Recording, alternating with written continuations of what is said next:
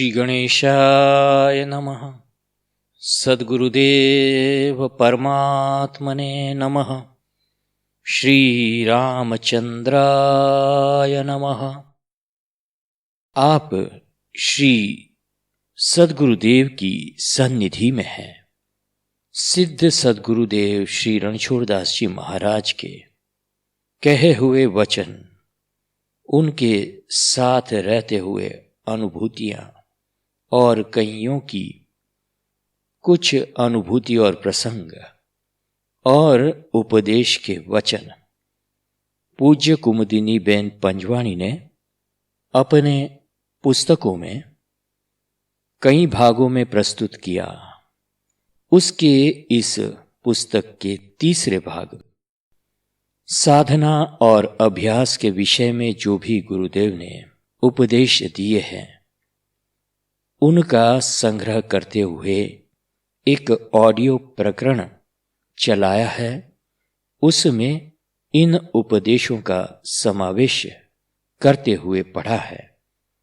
अब आप एक और गुच्छे, फूलों के गुच्छे के जैसे कुछ और उपदेश इस ऑडियो में सुनेंगे। वैसा पहला उपदेश पुस्तक के 281 पृष्ठ पर दिया गया है। गुरुदेव ने कहा है, आत्मस्वरूप अनुभव से शांति व सुख। गुरुदेव ने कहा, हमें जब तक हमारे सही मूल स्वरूप का अनुभव नहीं होता है, तब तक स्थायी स्थिर सुख प्राप्त नहीं होता है। इसलिए मनुष्य जन्म का श्रेष्ठ व सही उपयोग यही है कि स्थायी सुख के लिए आत्मस्वरूप का अनुभव करने के हेतु पुरुषार्थ करना। केवल धन प्राप्ति हेतु जीवन बिता देना मनुष्य जन्म का निरादर जैसा ही है, कम मूल्यांकन है। आत्म अनुभव के बिना मनुष्य को कदापि शांति मिलती नहीं है, स्थायी सुख मिलता नहीं है। आगे रोटी दान के विषय में कहते हैं, दान में पात्र अपात्र का विचार, परंतु दया तो दीन दुखी दरिद्र पीड़ित सबके ऊपर, प्राणी मात्र के ऊपर यही सेवा है, मानव धर्म है। रोटी अवश्य देना, रोटी अवश्य देना चाहिए, परंतु व्यवसायी भिखारी को उत्तेजन न मिले, यह ख्याल रखना। अपंग का अपवाद छोड़कर बालक की भिक्षा वृत्ति पुष्ट न हो, इसका ख्याल रखना। आगे कुछ मार्गदर्शन बताते हैं इसी पुष्ट पर गुरुदेव, और कहते हैं, जबकि प्रश्न हुआ व्रत नियम कैसा लेना चाहिए, श्री गुरुदेव ने कहा, जैसे कि सिनेमा न देखना, हमारे व्यवहार से किसी को कष्ट न होवे, इसका चिंता युक्त ख्याल रखने का, सत्य भाषण व आचरण का, नाम जाप और स्वाध्याय करने का, जाप खूब करने का, दंभाचार व अंधश्रद्धा को निरस्त करने के लिए मनुस्मृति का प्रचार होवे तो शुभ परिणाम मिले। श्री गीता जी और श्री रामचरित मानस के प्रचार के साथ साथ मनुस्मृति व वेद का जो अंश मनुष्य धर्म का, कर्तव्य कर्मों का व पूजन तथा विधि विधान निरूपण करता है, पूरा प्रचार होना चाहिए। मन में मंत्र और मंत्र में मन रम जाएगा, फिर जम जाएगा। मन व मंत्र का जम जाना यह है चित्त की एकाग्र अवस्था, चित्त से मंत्रार्थ अनुसंधान पूर्वक जप किया जाता है वही श्रेष्ठ है। पूर्वाभिमुख या उत्तराभिमुख बैठकर करना। आगे गुरुदेव ने पुष्ट 302 पर सेवा में विवेक यह बात बतलाई और कहा, श्री गुरुदेव के लिए सब सुविधा की गई थी। सब प्रबंध पूरा होने पर भी भजन के हेतु से रही हुई एक गुरु साधक ने सेवा की अनोखी रीत अपनाई। श्री गुरुदेव के कमरे में एक मटके में उबला हुआ पानी हम रोज भरते थे। वह साधक उस पानी फेंक देती थी और फिर आप मटका भर लाती और रख देती। बात तो छोटी थी, परंतु चालू प्रबंध में इस तरह करने से क्षोभ पैदा हो गया। श्री गुरुदेव ने कहा, सेवा में विवेक विचार न हो तो सेवा सत्य में ही आपत्ति हो जाती है। चित्त में क्षोभ आराम व एकांत का बाधक है। भजन करने वालों को वातावरण में क्षोभ या उद्वेग न हो, इसका पहला ख्याल रखना चाहिए।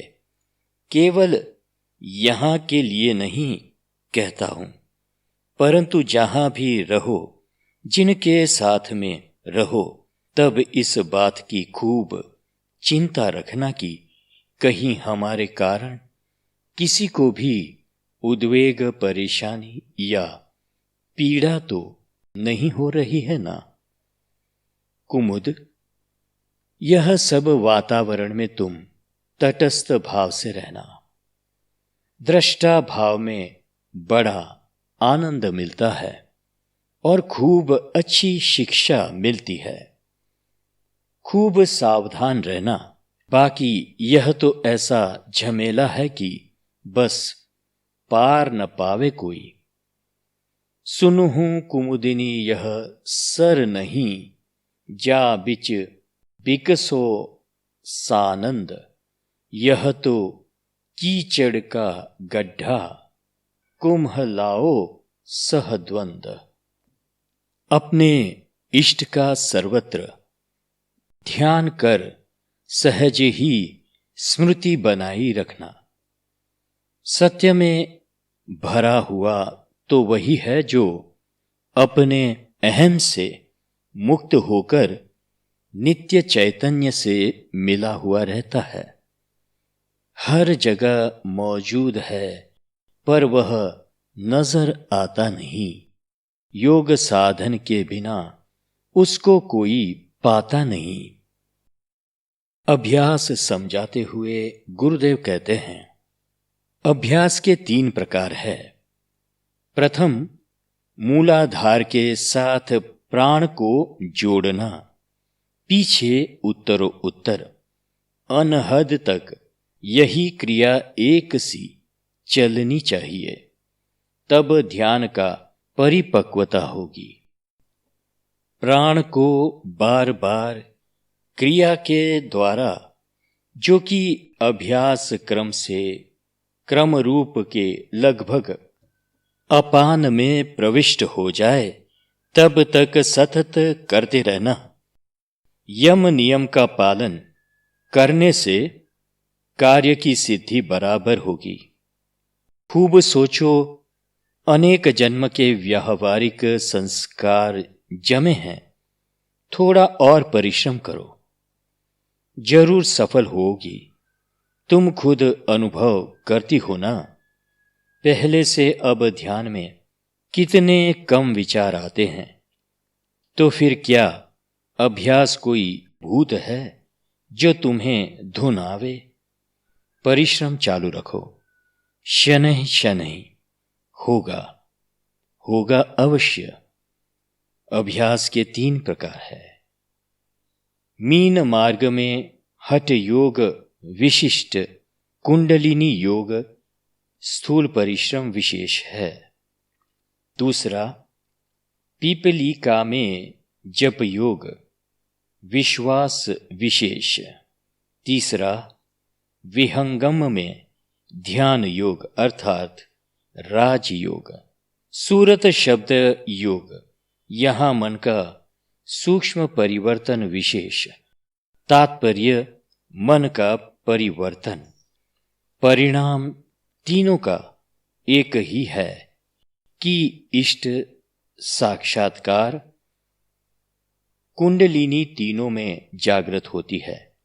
तीनों का एक दूसरे से घनिष्ठ संबंध है, परंतु मुख्य मार्ग के निश्चय में पात्र की पात्रता पर आधार है।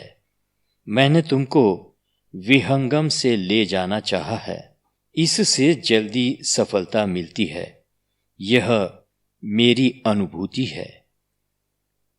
संत समागम और सरिता चले विहंगम चाल। ज्यूं ज्यूं गलियां निकसें त्यों त्यों करे निहाल। कृपा साध्य रघुनाथ है, साधन एक निमित्त। गुरु बिन भेद न पाइए, बना विहंगम चित्त।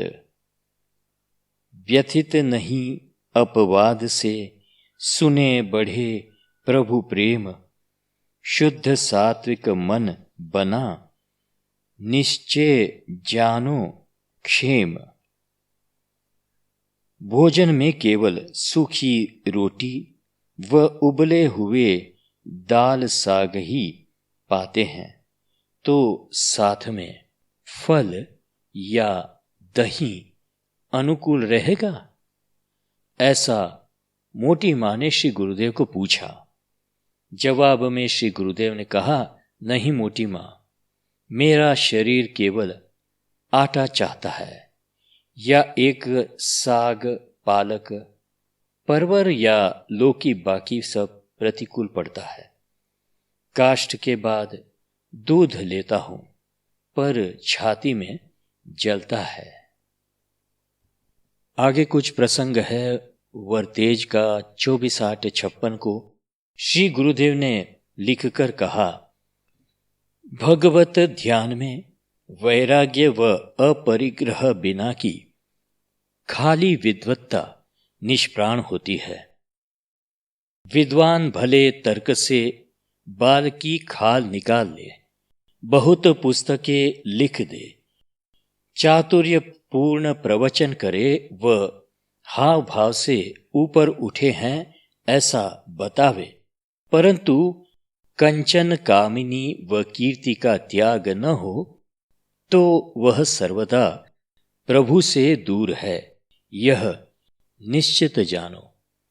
लिखे लेख उत्तम सदा करे बहुत व्याख्यान, तजे न तिन क कार बिन बना दूर भगवान।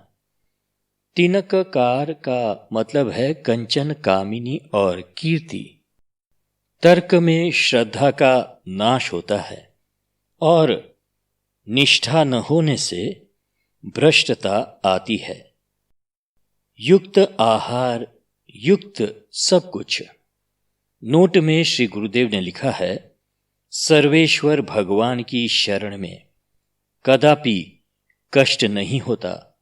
यदि पूर्व से कष्ट विद्यमान होता, प्रार्थना करो, हे प्रभु, यह जो कुछ है वह तेरा ही है।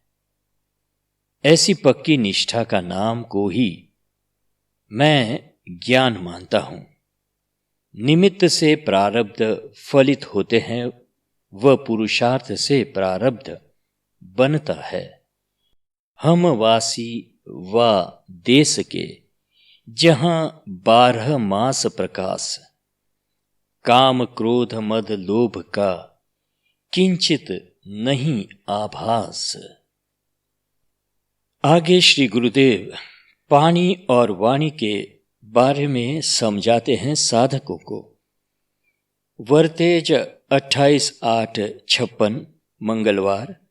श्री गुरुदेव ने कहा, पानी और वाणी दिव्य तत्व है, उसको व्यर्थ मत बहाओ, दोनों छान कर वापरना।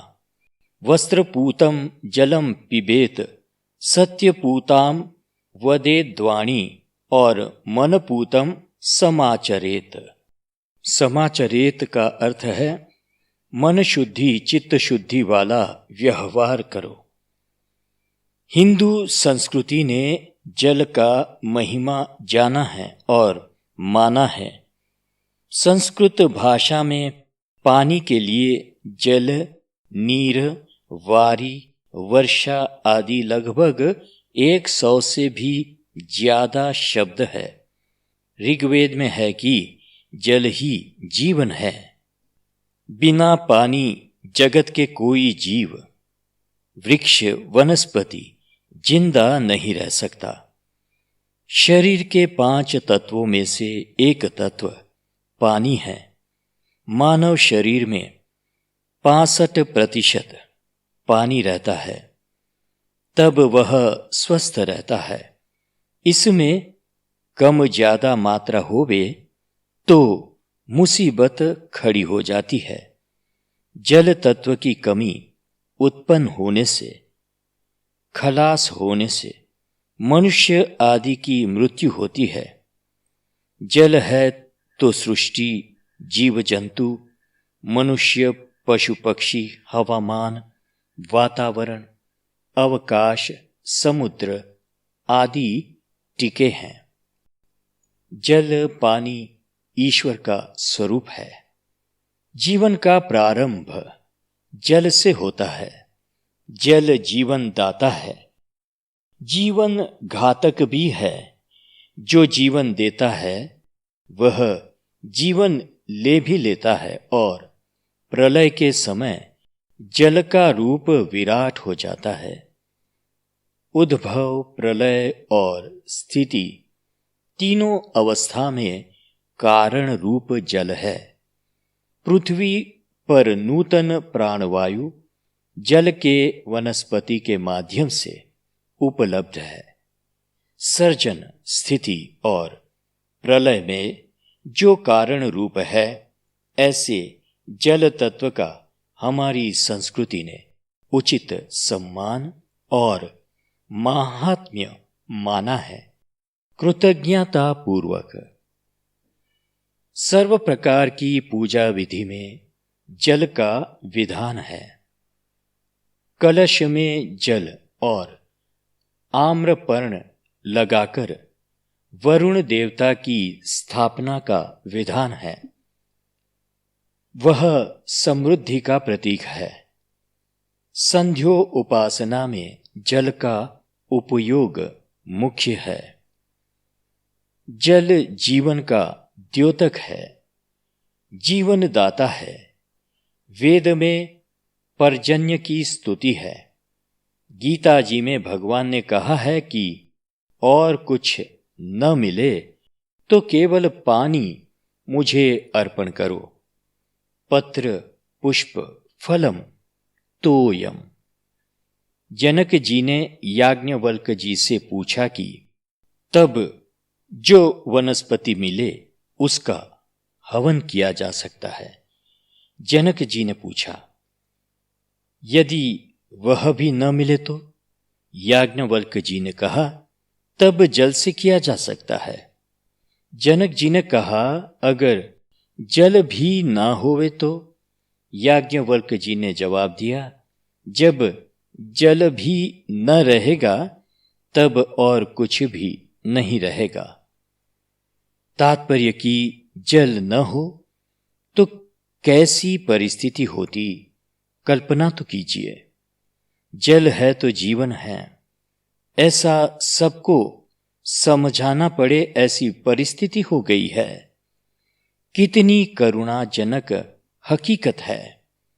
अपना विकास हुआ या सुधार या पतन?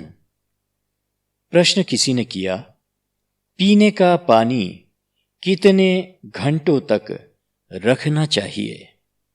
श्री गुरुदेव ने कहा, ताजा पानी पीना ही लाभप्रद होता है। मटके में रखा हुआ पानी 8-10 घंटे तक काम में लेना चाहिए, कारण कि मटके या बर्तन के संसर्ग से पानी में पृथ्वी तत्व बढ़ जाता है और इस कारण यह पानी भारी हो जाता है। भारी पानी कफ पैदा करता है। पृथ्वी, जल, अग्नि, वायु, आकाश, ये 5 भूतों का मिश्रण है। जल तत्व में 8 आनी भाग यानी कि 50% मूल जल तत्व और बाकी सब 8 आनी में पृथ्वी, अग्नि, वायु, आकाश 2-2 आनी भरे हैं। पानी भोजन के मध्य में पीना चाहिए। इससे जठराग्नि प्रदीप्त होती है। थोड़ा पीना चाहिए। भोजन के पहले पानी पीने से जठराग्नि मंद हो जाती है और भोजन के बाद पीने से भोजन का बराबर पाचन होता नहीं है। अतः धातु रस बनते नहीं और परिणाम में शरीर स्थूल हो जाता है। पानी का मंद ताप में अग्नि में बर्तन को ढांक कर उबालना चाहिए। आधा पानी रहने देवे। उबालने से पानी के दोष निकल जाते हैं। उबालने से पानी में मिश्र रहा हुआ अग्नि तत्व बढ़ जाता है। उबालने के भी अलग अलग माप है और उसके अलग अलग लाभ है। पानी जलीय तत्व की प्रधानता के कारण कफ कारक है और जठराग्नि को बुझाने वाला है। पाचन बिगाड़ता है। इसलिए भोजन के साथ साथ पानी नहीं पीना चाहिए। 1 भाग जला हुआ पानी पित्तनाशक है। 2 भाग जला हुआ वातनाशक है। 3 भाग जला हुआ कफनाशक है और जठराग्नि प्रदीप्त करने वाला है। 2 भाग जला हुआ पानी पीने से बुखार, सर्दी व कफ का नाश होता है। सुबह को उबला हुआ जल संध्या तक और संध्या का उबला हुआ जल मध्य रात्रि पर्यंत उपयोग में लेना चाहिए। इससे अधिक समय रखने से वह भारी हो जाता है और पाचन बिगाड़ता है। हम पी सके ऐसा गर्म जल 1.25 घंटे में शरीर के कोशे चूस लेते हैं। 45 मिनट्स में सेल लेवल तक यह पानी पहुंच जाता है। उबाल के ठंडा किया हुआ जल 1.5 घंटे में पच जाता है, 1.5 आवर्स में, और बिना उबला और ठंडा जल 3 घंटे में पचता है। सबके प्रति प्रेम से बोलना। अब वाणी के बारे में समझाते हैं। सबके प्रति प्रेम से बोलना। प्रेम भरे वाणी व्यवहार रखने से जाता कुछ नहीं है, परंतु मिलता बहुत कुछ है। हम लोग क्या करते हैं कि वैसा तैसा तो खूब बोल देते हैं, एक मौका भी नहीं छोड़ते। मौका न होवे तब भी मौका खड़ा कर लेते हैं, परंतु जब प्रेम के, आश्वासन के, हमदर्दी के बोलने का अवसर खड़ा हो जाता है, तब भी हम उस मौके पर भी मीठी वाणी बोल नहीं पाते हैं और सुवर्ण अवसर खाली खो देते हैं। मीठी वाणी के द्वारा सामने वाले को शीतलता व सहयोग की हूंफ मिलती है, परंतु बोलने वाले का तो मन ऊंचा उठ जाता है और समृद्ध बन जाता है, अतिशय सहज सरलता से। इसलिए प्रार्थना की गई है कि ओम वांग में मनसी प्रतिष्ठता, मनसी प्रतिष्ठिता, मनो में वाची प्रतिष्ठितम। ओम वांग में मनसी प्रतिष्ठिता, मनो में वाची प्रतिष्ठितम आविरार्विम एधि। अर्थात हे परमेश्वर, मेरी वाणी मन में स्थिर हो जाए, मेरा मन वाणी में स्थिर हो जाए। हे परम प्रकाश, परम ज्योति, तुम मेरे लिए प्रकट हो जाओ। सर्वे इंद्रियों के सभी देवताओं ने अपना अपना तेज शक्ति प्रदान किए हैं। वाणी के द्वारा इंद्रियों के देवता और अंतकरण की वृत्तियों को प्रकाशित किया जा सकता है। इतना सामर्थ्य है वाणी में। यदि वह सत्यपूर्ण हो तो ही तभी वाणी अमोघ हो जाती है। जो सत्यनिष्ठ है उसकी वृत्तियां क्षम हो रहती है, वह शीलवान हो जाता है, उसकी वाणी उसके अधीन है, सत्यवती है, सत्य के अधीन आत्मिक शक्ति है, सत्यनिष्ठा के अधीन। इसलिए सारे देवताओं को सामर्थ्य सहज हो जाती है। सत्य के पालन में जरूरी क्या है? पहले तो समता, फिर क्षमा, फिर उदारता। तात्पर्य है त्याग, वैराग्य और दृढ़ निष्ठा। वाक शक्ति इसलिए परम शक्ति है, मर्त्यलोक की अमृत शक्ति है। जो सही रूप में साध्य कर पाओगे तो।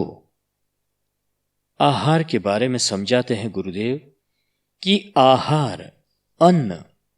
उपनिषदों में कहा गया है कि अद्य अन्ति च भूतानि तस्मादन्नम तदुच्यते। अर्थात जो खाया जाता है वह अन्न है। तात्पर्य की औषधियां, वनस्पति और फल आदि सब जो प्राणियों का आहार है, सभी अन्न शब्द में समाविष्ट है।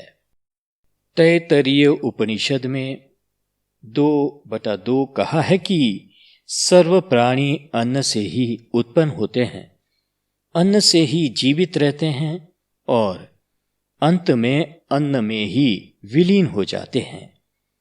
अन्न ब्रह्मोति, अन्न से ही जीवित रहते हैं और अंत में अन्न में ही विलीन हो जाता है। अन्न ब्रह्मोति त्यजानात वह कहा है, यानी अन्न को ब्रह्म जानना चाहिए। गीता जी में कहा है अन्नात भवन्ति भूतानि। 3 श्लोक 14। अन्न ही सर्वश्रेष्ठ है, इसलिए अन्न को औषधि रूप माना गया है।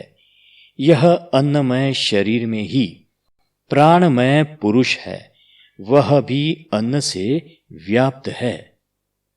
वही प्राण पुरुष ही आत्मा है। मृत्यु के समय प्राण चला जाता है, इसका अनुभव सबको है। यह शरीर प्राण से ही आधारित है, अर्थात मानव अन्न से ही स्थिति के पात्र बनते हैं। इसलिए अन्न अर्थात आहार को भावपूर्वक ग्रहण करना चाहिए। जिस तरह ईश्वर के प्रति भाव रखा जाता है, आहार लेते समय शांत प्रसन्न मन चित्त रखना चाहिए। भोजन के समय जो सामने आ जावे उसका आदर पूर्वक और प्रसन्नता पूर्वक स्वीकार करना चाहिए, अर्थात उसको शांति चित्त से पाना चाहिए। केवल भोजन में ही रुचि न रखकर पोषण को लक्ष्य में रखकर भोजन करना चाहिए। अल्प आहार करने वालों को 6 घंटे में अन्न पच जाता है। भोजन किया हुआ अन्न इत्यादि का पाचन हो जाए तब अभ्यास करना चाहिए। अल्प आहार के लिए ध्यान में रखने की मुख्य बात यह है कि पेट भर के भोजन न करे। 2 भाग भोजन से भरे, 1 भाग जल से भरे और चौथा भाग वायु व पाचक रसों के लिए खाली रखे। खाए हुए अन्न का 3 प्रकार बन जाता है।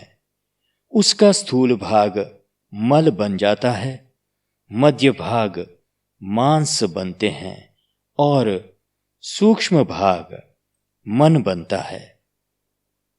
पिए गए पानी भी 3 प्रकार का बन जाता है।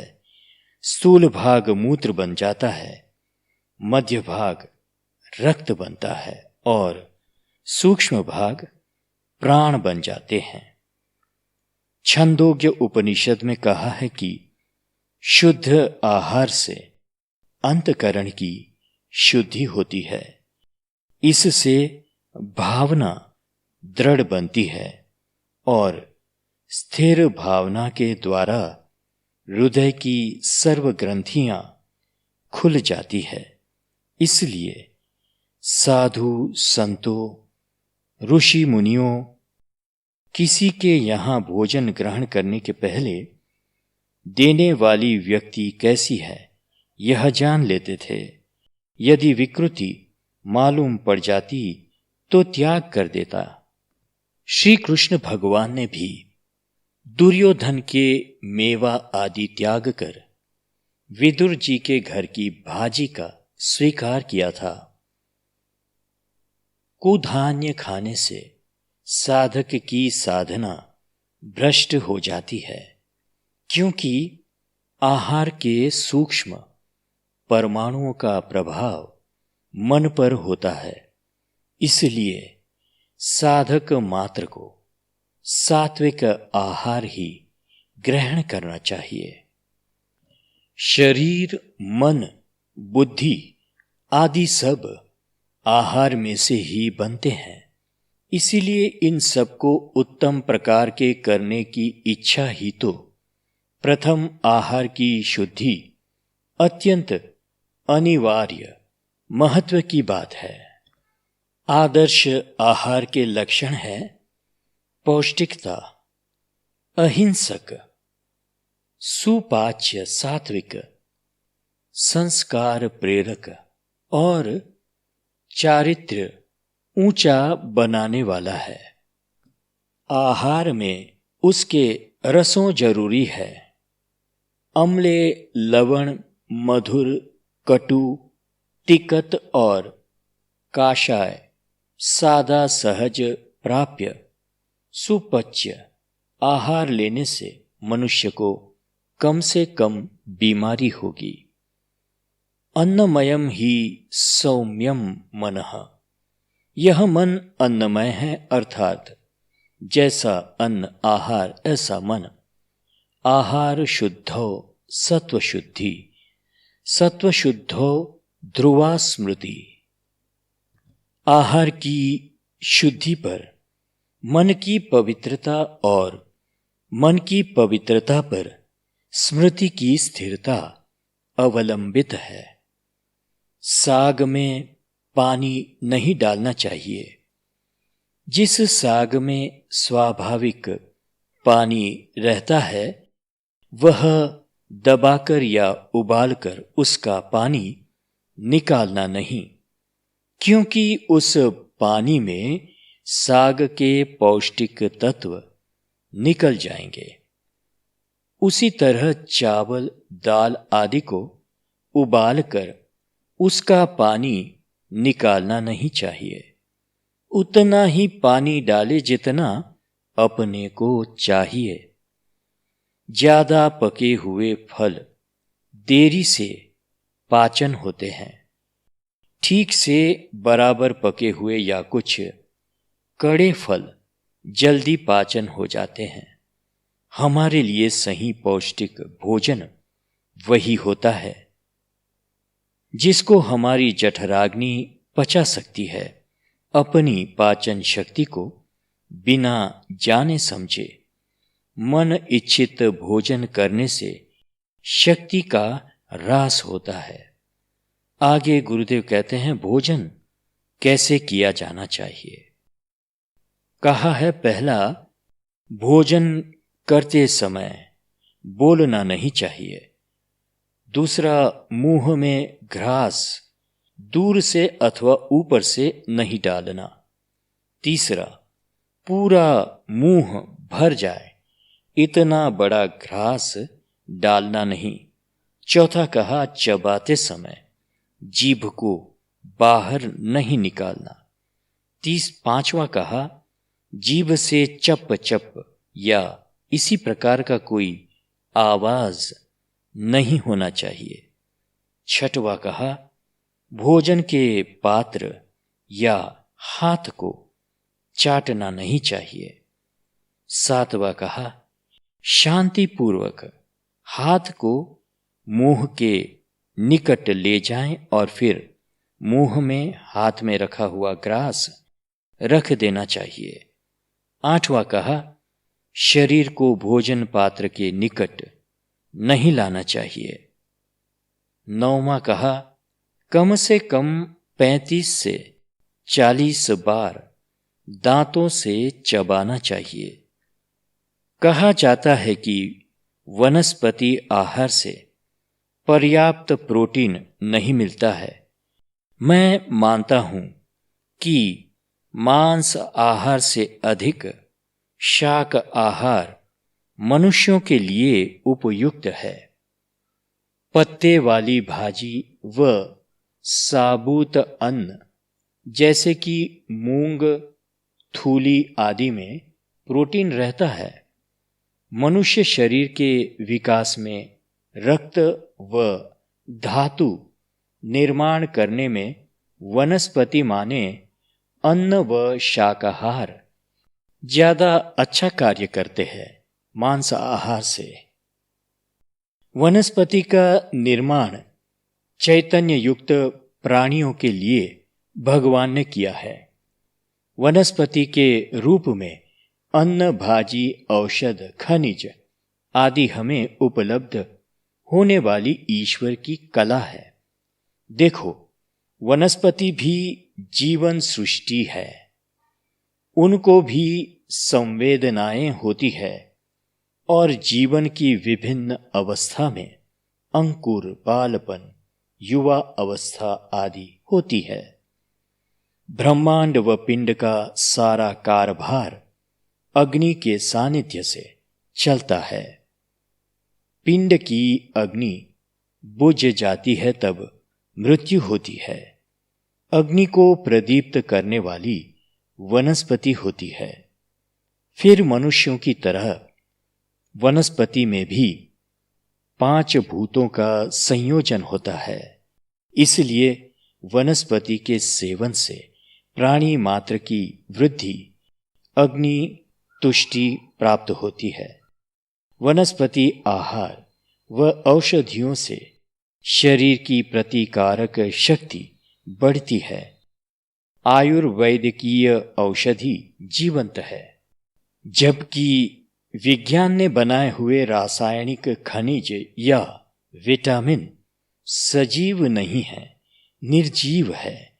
इसलिए गुणों की बजाय दोष ज्यादा। आज रोगों के जंतु का नाश का इलाज किया जाता है। वनस्पति को भी जंतुओं से बचाई जाती है और जिस रसायन से जंतु दूर किए जाते हैं उससे वनस्पति भी दूषित हो जाती है। अन्न, फल, शाक भाजी इत्यादि दूषित हो रहे हैं। परिणाम में मनुष्य व पशु पक्षी के शरीर दूषित हो रहे हैं। धरती में भी दूषित वायु का बीज बढ़ता है। रसायन के खाद से धरती शुष्क हो जाती है, हो जाएगी। धरती को गोबर, पत्तियां, माटी इत्यादि देना चाहिए। आगे गुरुदेव बताते हैं सादा आहार यानी क्या। गुरुदेव कहते हैं स्वाद मुख्य नहीं परंतु पोषण मुख्य आहार का धर्म व प्रयोजन है कि वह हमारे में पर्याप्त अग्नि को प्रदीप्त रखे, जिससे उचित समय पर उचित मात्रा में आहार लेने की रुचि जागृत हो जाए, हमारे में शक्ति स्फूर्ति बना रहे, हमारे शरीर का स्वास्थ्य बना रहे, रोग व दोषों के सामने पर्याप्त प्रतिकारक शक्ति का संचय बढ़ावे। तात्पर्य की शक्ति व पुष्टिदायक आहार हो वही सादा है। समुद्री नमक में केकड़े आदि की हिंसा होती है, इसलिए भी ठीक नहीं। कफ वात को भी घटा बढ़ा देता है, जबकि सींधालू पत्थर है, शुद्ध है और त्रिदोषों को सम करने वाला है, इसीलिए सींधालू खाना अच्छा है। व्रत उपवास के दिन तो सींधालू ही खाना चाहिए। आगे गुरुदेव समझाते हैं सादा जीवन माने क्या। सादा जीवन माने तंदुरुस्त जीवन। तंदुरुस्ती तन मन दो प्रकार की। सादा जीवन का पहला प्रमाण है स्वस्थ निद्रा, स्वस्थ शांत उद्वेग रहित दिनचर्या। आज खुराक में स्वाद का प्रधान स्थान माना है। विहार में भी स्वच्छंदता को आदर्श समझा जा रहा है। आहार विहार में संयम का आदर्श इसलिए हमने माना है कि इससे आहार विहार मंगल प्रदाता बने रहते हैं। आज विपरीत चल रहा है तो परिणाम में मानसिक तनाव, उद्वेग, अशांति बढ़ गए हैं। सिनेमा, साहित्य, कला आदि का भी स्वच्छंद विहार के भावों का माध्यम बन गए हैं और उसी को प्रचार कर रहे हैं। इसलिए आज नींद की गोलियों का व्यापार भी बढ़ रहा है। प्रतिदिन नई नई गोली बाजार में आती है और धंधा चल पड़ता है। यहां पर आप लोगों ने गुरुदेव द्वारा कहा हुआ साधकों के लिए आहार विहार भोजन कैसा होना चाहिए, भोजन कैसे करना चाहिए और सादा आहार यानी क्या, आहार अन्न कैसा होना चाहिए, उपनिषदों में इसके बारे में क्या कहा है, वाणी और पानी का महत्व बताया गुरुदेव ने। पानी कैसा होना चाहिए, वाणी कैसी होनी चाहिए। आहार और अन्न पर भी विस्तार से गुरुदेव ने यहाँ पर हमें साधकों को इसलिए बताया कि गुरुदेव ने आखिर में कहा है कि प्राण और मन इनको पुष्ट करने वाले पानी और आहार है और स्वस्थ जीवन ही साधक के लिए बड़ा ही आलंब है कि वह साधना कर पाए। इसलिए गुरुदेव ने इन बातों पर बहुत ही विस्तार पूर्वक हम सबको यह सब कुछ समझाया और आप लोग इसे शांति से सुनेंगे बार बार, इसीलिए कहता हूं बार बार कि एक बार में तो आप इसे हजम नहीं कर पाएंगे, और कितनी ही बार पढ़ेंगे तो यह दृढ़ता से मन में स्थिर हो जाएगा और हमें याद दिलाते रहेगा कि हम कैसे खाएं और पिए और बोले। तो तब तक के लिए श्री सद्गुरुदेव परमात्मने नमः, श्री रामचंद्राय नमः। हरि ओम तत्सत, हरि ओम तत्सत, हरि ओम तत्सत। ओम शांति शांति शांति।